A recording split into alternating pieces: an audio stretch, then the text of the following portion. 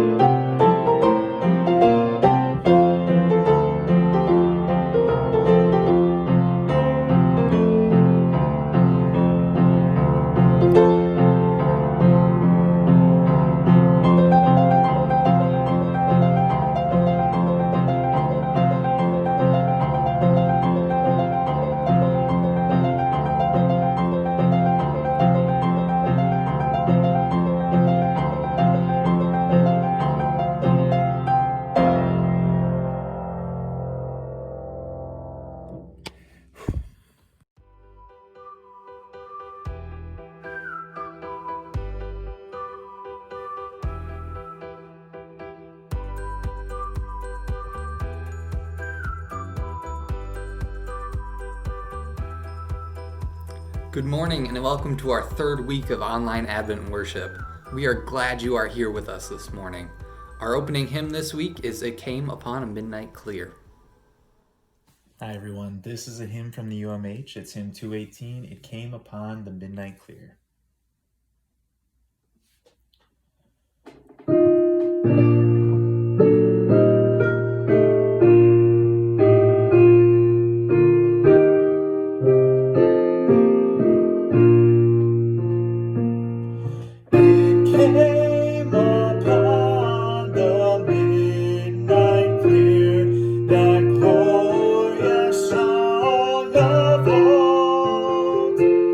From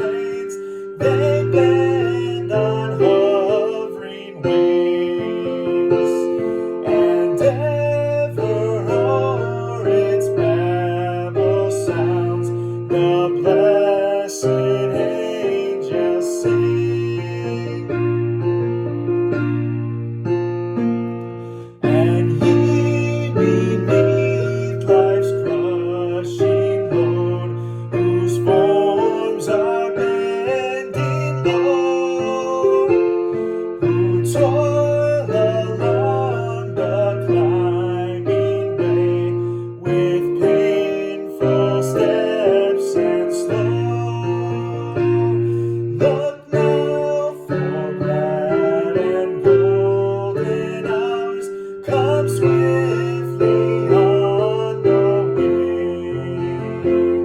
Oh, rest beneath the weary road and hear the angels sing.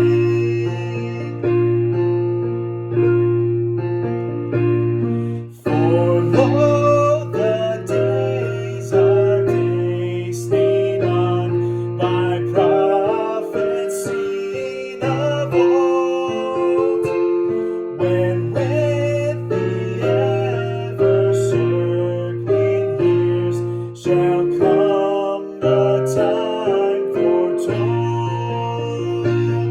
when peace shall o'er the earth its ancient splendors fill, and the whole world send back the song which now the angels sing.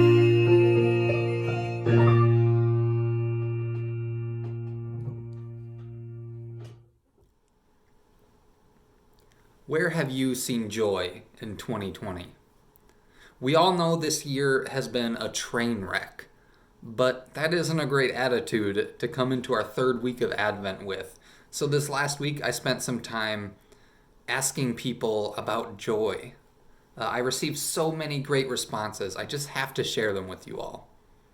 Amy said she saw joy when her dog goes crazy after she's only been gone for 10 minutes. John says he connected with his love of playing the guitar. Curtis says it is time with friends that bring joy. Since hanging out is a lot more rare, it's more special because everyone is more present there. And Lisa finds joy with her husband cooking dinner.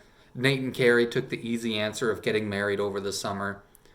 Sean sees joy in common generosity, the little things, people holding doors open or finding ways to make someone's day. Jordan sees joy in how people go out of their way to protect others during a pandemic. Alyssa found joy in books that she wanted to read rather than books that she had to read for school. And Justin finds it in the little things, the glimmers that we talked about 2 weeks ago. And for me, I'd have to say that I find joy in the birds this year. I've really mellowed out in my 30s. So where have you seen joy in 2020? One thing that jumped out at me when I asked people these questions and these stories started coming up was that all of them come from relationships and community. So whether that relationship is with a family member or a friend or a customer or a stranger or a guitar or a book or a pet, it is our connection to others that brings us joy. 2 weeks ago, we talked about glimmers, the small moments of joy that show up in our lives, that show us that God is still here, God is still present with us. And last week, we oriented ourselves in the darkness, looking towards the light of Christ. And that light is always shining in the darkness, calling us towards peace. And this week, we are connected through joy. And so our text for this Sunday is Psalm 126. When the Lord changed Zion's circumstances for the better, it was like we had been dreaming. Our mouths were suddenly filled with laughter. Our tongues were filled with joyful shouts. And it was even said at that time among the nations, the Lord has done great things for them. Yes, the Lord has done great things for us, and we are overjoyed. Lord, change our circumstances for the better, like dry streams in the desert waste. Let those who plant with tears reap the harvest with joyful shouts. Let those who go out crying and carrying their seed come home with joyful shouts, carrying bales of grain. I've been spending a lot of time reading through the Psalms this winter. I just took a week off from my everyday reading on the Psalms. Maybe you've been following it on Facebook.